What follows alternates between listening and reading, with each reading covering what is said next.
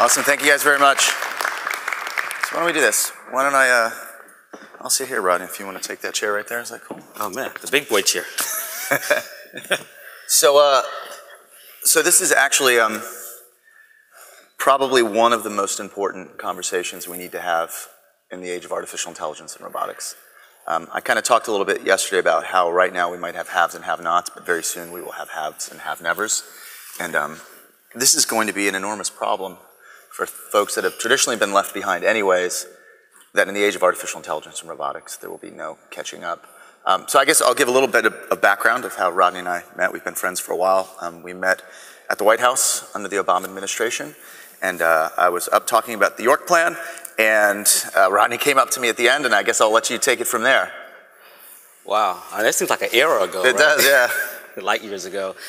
So we were there with Megan Smith at the time, who was the Chief Technology Officer of the United States of America. And there was just similarities in the work that Opportunity Hub was doing, particularly hyperlocal to Atlanta, working with mostly African-American folks and getting them into the innovation economy with the skills of the future, and what you were talking about doing at the time in York. And so I think there was just kind of a kindred spirit of sorts. And for folks that don't know, like, what does Ohub do? Sure. Ohub has evolved as a thing.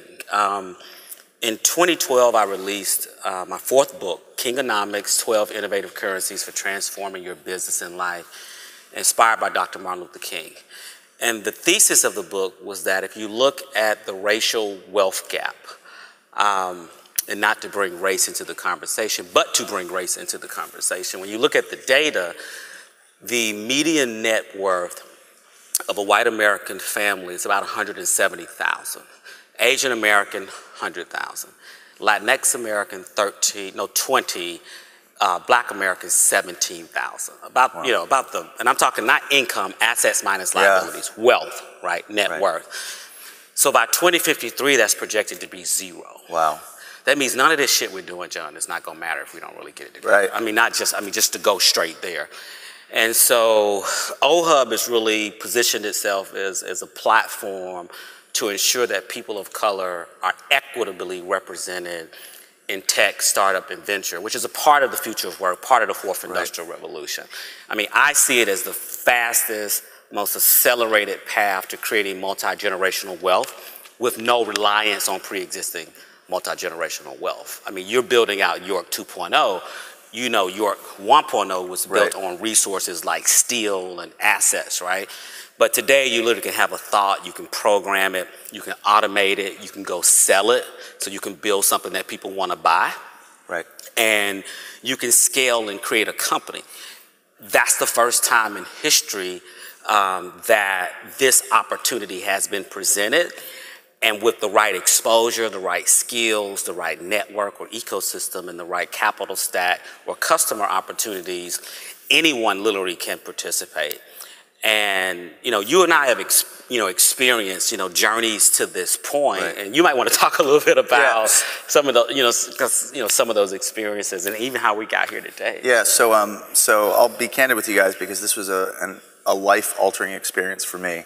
So I've been an entrepreneur for a while, and I'm a serial entrepreneur, tried multiple businesses, so I've had to raise money. I've gone before venture capitalists, and I remember having a conversation with you early on. Honestly, truthfully, I would not be where I am today without Rodney. I mean, he's on our advisory board, the doors that he's opened, the connections he's made. And I remember very early on, you told me the experience was going to be that you would introduce me to people and people would address me and they would not address you.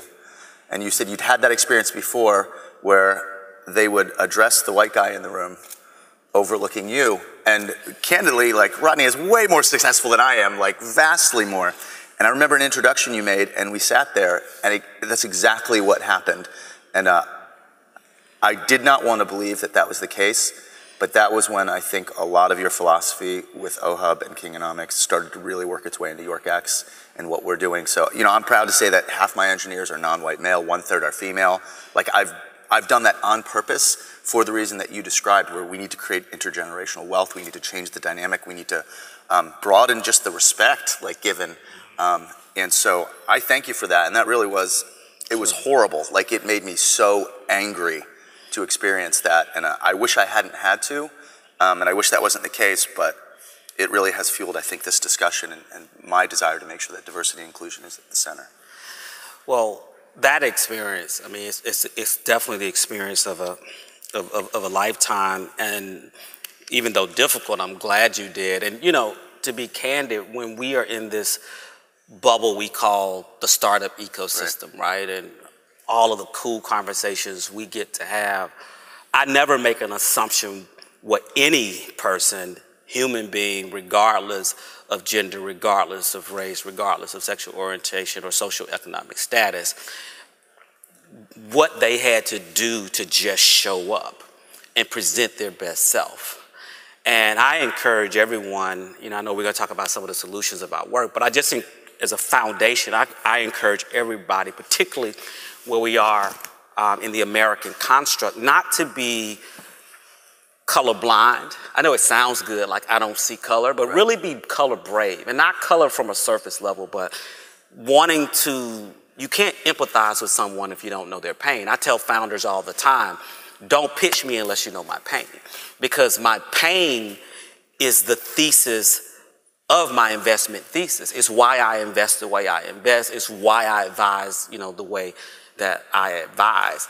And I think there's a people, you know, that have been left out for whatever reasons, isolated, ostracized, looked over, undervalued, underestimated. We don't even use the word underrepresented anymore, right? It's undersponsored, undertapped, socially disadvantaged, all of those constructs. There is an unfair advantage of grit and perseverance that is literally built in. These are the people that you want on your team. Right. You know, when McKinsey says when you have women on a decision-making team, the economic output is 15% greater. As a limited partner in funds, I'm asking GPs, listen, are you invested in women founders? The data also says when you invest in ethnic minorities, meaning African Americans, Latinx Americans, Native Americans, the original Americans, right? Immigrant Americans, it's 45%. So from an investor lens, all emotion, all kumbaya aside, you know, all moral construct out, just from an economic thesis, the inclusion of different people creates better products, removes blind spots, increase better economic output. And what I see happen in society, and not just in America, but even beyond, is there's a supply and demand side opportunity, right? And I think a lot of people have done a lot of work on quantifying the demand side. How many open jobs, how many filled jobs. They haven't done a lot of work on developing the supply side. Right. And if we only rely on our traditional methodologies of developing the talent of the future, we won't catch up. I mean, one, we really don't know what the jobs of the future are because the robots haven't told us yet, to be honest.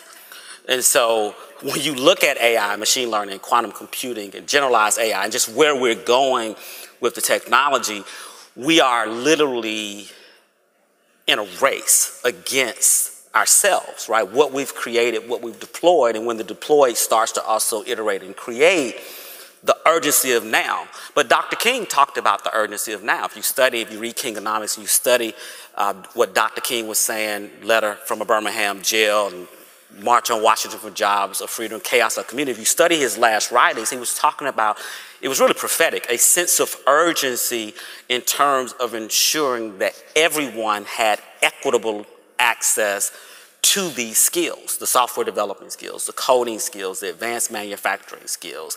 I mean, the cloud skills, the cybersecurity skills. And it's not rocket science, and we know our traditional institutions aren't doing everything that they could be to accelerate this. And so I've been encouraged just by the work that you've been doing, the fact that you listened, and you didn't just listen and felt good about it.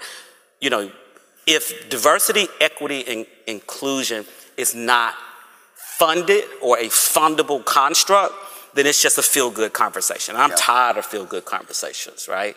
And so the fact that when I walk through your X and walk through the Fortress and your team, you know, you've got engineers and PhD scientists that are sitting next to rubbing shoulders and elbows with folks that might have come through workforce development programs and getting their life together in manufacturing, then they start to code, right? And so you start to see this leveling of the playing field happening right inside of a company. So I think you, you know, I just want to give it up to you for that personally. Well, and I think what you described earlier, like the numbers for us show that we're solving problems in a different way because we have people from different backgrounds. Like, it does make sense. Like to see even the problem solving skills, to see people that would have never interacted with each other ever, bring different perspectives to a problem, but then take that and I see them having beers outside of work. Right. Like to see, like, you know, someone who's a good old boy from York County is now like best friends with a guy from Bangladesh. Like these guys never would have even talked to each other ever. And I mean, I can tell you, and I'll be honest, I know that I may have had some employees that were racists.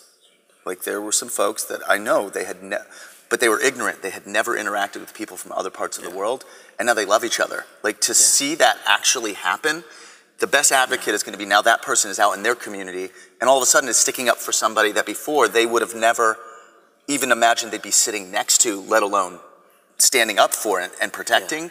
So this idea that the future is coming and none of us really know what it is, we have to work together. We have to. I mean, are you some of the folks in communities you're working with, I mean, is the discussion of artificial intelligence, robotics, or is this just blowing their mind? Like, what's the largest challenge you have to get people to understand that this is coming and it's a problem, but it's also an enormous opportunity? Well, it's two things. There's, you know, the communities that we serve and the companies that also want to maintain, their position. So real quick, in the communities, I think it's just exposure, right? We are amongst a learned construct, and whenever there is knowledge, there comes privilege, and with privilege comes a fiduciary. Right. And I think a part of the conversation, like even when you talk about folks not understanding that they have either unconsciously or consciously, intentionally or unintentionally done racist things, like it doesn't make you the most terrible person on the planet to own that, right? Knowing is half the battle. I mean, if we truly went philosophical, we only got 3 minutes left here, the American construct was built on privilege and supremacy. It's built into all of us. So all of us who ultimately benefit from the American construct to some degree participate in institutionalized or interpersonal racism, whether you're black, white, male or female. It's built into this construct. And so knowing that is incredibly important, and then being able to disconnect from it by making intentional decisions to open up your network, go into places and spaces that you may feel comfortable. Like I can tell you now, I can do a sweep in the room. The 5 black people that are in this room right now, we're normally the only one in rooms. When you're usually the only one outside of your network, there's a level of uncomfortability that comes with that. Like if you were to go in an all-black room or all Latinx room or what have you. But what I've realized is when you move from dimension to dimension and success to success, you have to be willing to put yourself into uncomfortable situations. Yeah. And that's why I've been able to thrive in spaces. But I've also come to the conclusion that I can't be the only one or the last one. Well, and to kind of set the stage, so this last year I didn't get to go to South by Southwest. Yeah. But the last 2, I was a keynote actually at HBCU, South by Southwest. I was one of the only white dudes, and it was the amount that I learned in those couple days in such a short period of time, I was able to take back here and implement immediately. And that's also because you agreed to come is how you make case. Yes. Exactly. And I said, John, be here at this time, and I'll take you to Steve. And, real quickly, to that point also, I want to kind of leave you with this. I believe there is a science, a methodology, and a process or a business case for diversity, equity, and inclusion. And I call it DAIS, diversity, equity, inclusion as a service. I believe DAIS can be operationalized inside of a business across 6 areas. In any company from a 2-people startup to 50,000 to 500,000 member company, you can operationalize this in your organization.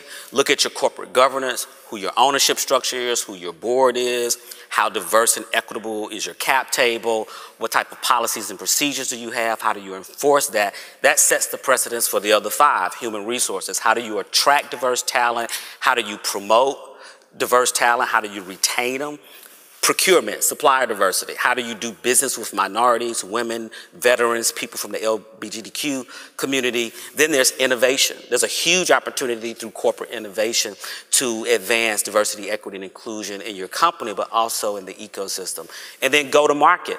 Are there customers that you're just not paying attention to because you're so freaking blind you can't see them? No, be brave and see other folks as your customers. And then your social impact. So if you take those 6 areas, right, you literally can build a diverse, equitable, inclusive ecosystem in your company, but also amongst your suppliers, your vendors, and your entire supply chain. Yeah. And I think by layering that with a overexposure towards the future of work and the 4th Industrial Revolution, that's how we'll begin to actually see and experience more equity and parity. And if we don't do it, God help us, honestly. It won't be black against white. It won't be gay against straight. It's straight gonna be humans against the robots. And I don't think we want that. Or is it gonna be the US robots versus the Chinese robots, right? So I think we've got a lot of soul searching to do, and that's our unfair advantage as humans, is that we still retain the empathy and the experience that machines just don't have. Yeah. I think I wish we had hours to talk about this stuff. We do talk for hours about this stuff, but Rodney, thank you so much for being here. I just appreciate you, your wisdom, your advice, and I would not be where I am today without you, so thank you, I appreciate it. Thank you, let's keep building, man. Thank you.